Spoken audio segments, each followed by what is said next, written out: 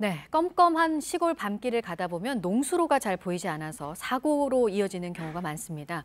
한국농어촌공사가 안전시설을 만드는 걸 미루는 사이에 피해는 계속 나오고 있습니다. 밀착 카메라로 취재했습니다. 손광균 기자입니다. 50대 남성 윤모 씨가 집 근처 농수로에 빠진 건 지난달 18일 밤 11시쯤입니다.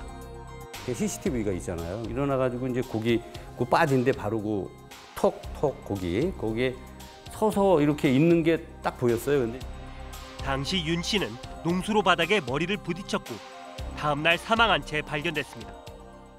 사고가 일어났던 바로 그 지점입니다. 이쪽으로 내려와서 보면요. 이 농수로 바닥에서부터 지면까지는 1m 20cm 차이가 납니다. 성인 남성이 앞으로 넘어지면 그만큼 큰 충격을 받았을 거고요. 또 당시에는 농수로에 물이 가득 차 있었는데 경찰은 피해자의 코와 입으로 물이 들어갔을 것으로 보고 있습니다. 사인은 익사로 보는 게 맞아요? 이거 혹시 나왔을 거예요, 익사로. 그런데 윤 씨가 사망하기 석 달 전에도 같은 장소에서 사고가 있었습니다. 지난 2월 도로를 살짝 벗어난 승용차가 그대로 농수로에 빠졌습니다. 이 사고로 운전자를 포함한 2명이 병원으로 옮겨져 치료를 받았습니다.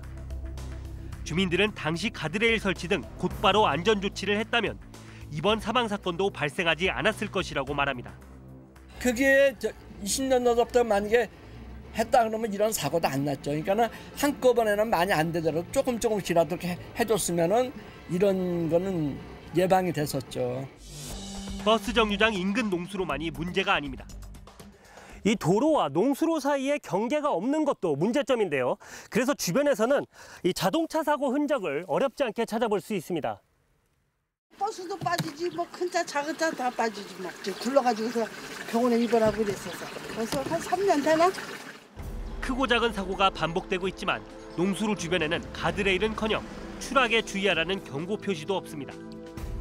주민들은 농수로를 관리하는 한국농어촌공사에 안전시설 설치를 지속적으로 건의해왔다고 주장합니다.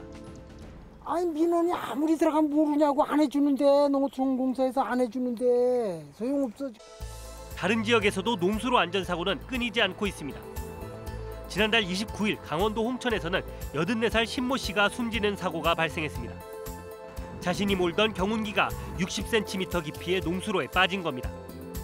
잇따르는 농수로 사고에도 농어촌공사 측은 관련 예산 편성이 어렵다는 이유로 지자체에게 책임을 넘깁니다. 저희는 예산을 받아서 처리하는 기관인데 국가에서 그거 예산한다 그러면 이게 돈이 왜 이렇게 많이 필요하냐 그러죠. 그거는 버스 승용장을 만드시는 분들이 해야 된다고 저는 봐요. 하지만 법원의 판단은 다릅니다. 2015년 5월 경기도 파주에서 80대 여성이 농수로에 빠져 사망한 사고와 관련해 법원은 철조망이나 표지판을 설치해 사고를 미연에 방지해야 했다며 농어촌공사의 일부 책임이 있다고 판결했습니다. 근데 국민이 자꾸 그런 재해를 당하고 죽음에 이르는데 그 누군가는 해야 되는 거 아니겠어요? 특히 국가가 당연히 해야 될 그럴 일인데. 유족과 주민 반발이 커지자 파주시청이 사고가 난 버스 정류장 양옆에 펜스를 만들기로 결정했습니다. 거기 같은 경우는 사실상 이제 농어촌 공사에서 아시다시피 자기는 안전시설을 해야 되는 거고, 이제 우리가 설치한 거는 일단은 인명 피해가 발생이 됐으니까. 지자체와 농어촌공사가 책임을 미루는 사이에 교통사고와 인명 피해는 반복되고 있습니다. 제대로 된 안전 설비를 위해서는 얼마나 더 큰 희생이 따라야 할까요? 밀착 카메라 송광균입니다.